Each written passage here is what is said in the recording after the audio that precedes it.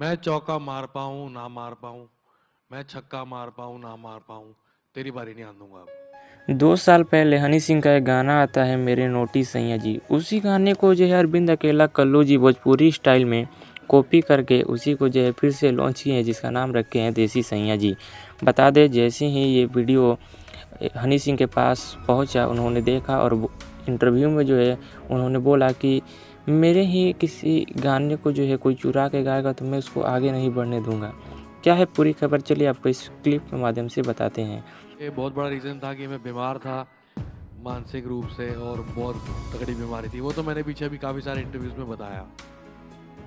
अभी गाने आ रहे हैं, चल रहे हैं, नहीं चल रहे हैं। मैं एक बात कहना चाहूँगा, मैं चौका मार पाऊँ ना मार पाऊँ, मैं छक्का मार पाऊँ ना मार पाऊँ, तेरी बारी नहीं आने दूंगा। और आप किसके फ़ैन हैं कमेंट करके ज़रूर बताइएगा, और वीडियो अच्छी लगती है लाइक करो, शेयर करो और चैनल को सब्सक्राइब कर लीजिएगा।